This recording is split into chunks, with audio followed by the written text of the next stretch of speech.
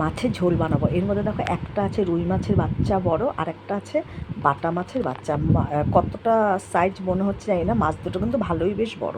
তো যাই হোক, এই দুটো মাছ রান্না করবো আজকে আমি চিচিঙ্গা আর আলু দিয়ে। কারা কারা খেয়েছো চিচিঙ্গা আলু দিয়ে ঝোল? ভীষণই ভালো লাগে। আর নামানোর সময় একটু ধনেপাতা দেবো, জিরে আদা দিয়ে, সামান্য একটুখানি পেঁয়াজ দেবো, দিয়ে একটা টমেটো দেবো, দিয়ে এটাকে ঝোল বানাবো। তো যাই হোক, এই যে মাছটা কেটে ধুয়ে পরিষ্কার করে নিয়েছি। এবার নুন, হলুদ আর একটু সর্ষের তেল মাখিয়ে রাখবো, মাছ থেকে যেন আসতে গন্ধ।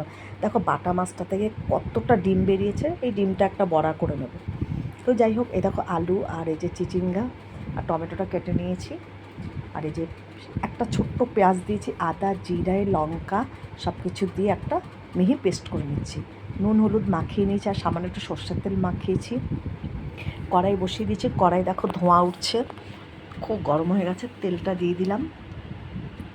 আর এদিকে এই যে মশলাটা পেস্ট করে নিয়েছি, তেল দেখো গরম হয়ে গেছে, ধোঁয়া উঠছে। এবার মাছ কটাকে ভেজে নেবো, অল্প কটা মাছ, 4 পিস মাছ। তো যাই হোক, মাছটা ভেজে নিচ্ছি।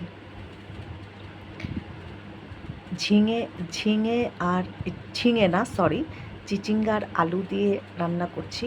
মাছটা এইভাবে পাতলা করে জিরে আদা দিয়ে খেলে কিন্তু খুবই ভালো লাগে। নামানোর সময় একটু ধনেপাতা দিয়ে দিতে হবে। তো আলুটা ভাজার সময় আমি একটু নুন দিয়ে দিলাম, আর একটু লাল লাল করে আলুটা ভেজে তুলব।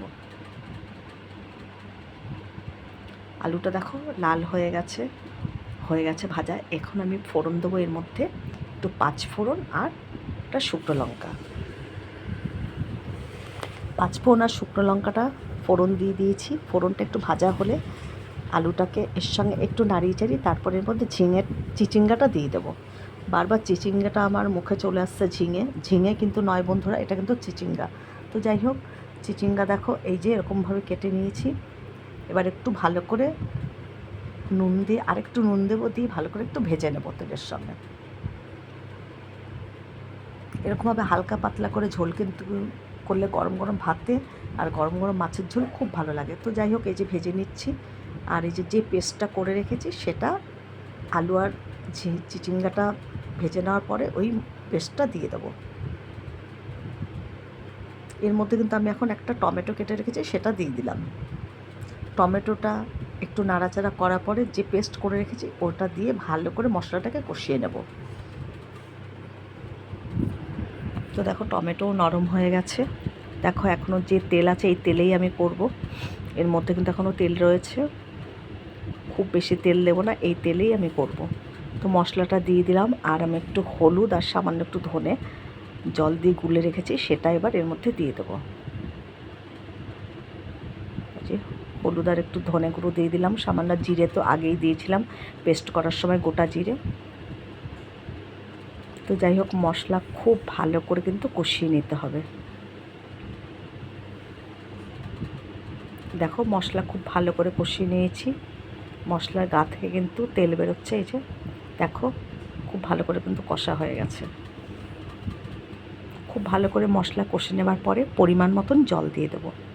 আর মাছের কিন্তু এটা আমি একটু ঝোল ঝোল বানাবো। সামান্য একটু আমি কাশ্মীরি লঙ্কার গুঁড়ো দিয়ে দিলাম, যে একটু রঙটা ভালো হবে।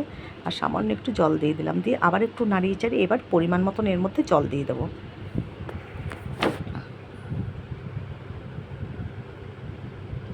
দেখো খুব ভালো করে কিন্তু মশলা কষে গেছে, খুব সুন্দর কিন্তু গন্ধ বেরিয়েছে মশলা কষাটার। এবার আমি পরিমাণ মতন জল দেবো। সামান্য একটু জলটা দেওয়ার আগে সামান্য একটু আমি চিনি দিয়ে দিলাম, খুব সামান্য। ইচ্ছে করলে তোমরা দিতেও পারো চিনি, আমি একটু সামান্য দিয়েছি। এবার আমি পরিমাণ মতন জল দিয়ে দিলাম, আর একটু সামান্য জল দেবো। এই যে আর কিন্তু দেবো না। দেখো চিচিঙ্গা আলু সবই ডুবে গেছে। এবার ঝোলটা ফুটে উঠলে মাছগুলো দিয়ে দেবো।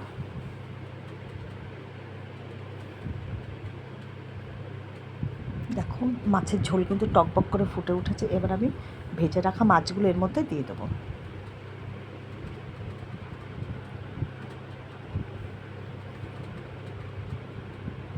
আর একটু সময় ফুটিয়ে নিলে নামানোর সময় একটু ধনেপাতা দিয়ে দেবো। ব্যাস, মাছের ঝোল কিন্তু একেবারে রেডি হয়ে যাবে। দেখো হালকা পাতলার উপরে মাছের ঝোলটা দারুণ লাগে খেতে। দেখো মাছের ঝোল হয়ে গেছে, এবার আমি উপর দিয়ে অল্প করে একটু ধনেপাতা ছিটিয়ে দেবো। এরকম মাছের পাতলা ঝোল দিয়ে গরম গরম এক থালা ভাত খেয়ে নেওয়া যায়। সামান্য একটু উপর দিয়ে আমি ধনেপাতা ছিটিয়ে দিচ্ছি, অল্প করে দেবো। দেখো খুব বেশি কিন্তু দিইনি, অল্প, কেননা 4টে মাছ তো, বেশি মাছ নয়। মাছের ঝোল কিন্তু আমার একেবারে রেডি হয়ে গেছে। দেখো এবার আমি গ্যাসটাই অফ করে দিলাম। দেখো কি সুন্দর দেখতে লাগছে মাছের ঝোলটা। এইভাবে কারা কারা খেতে ভালোবাসো অবশ্যই জানাবে।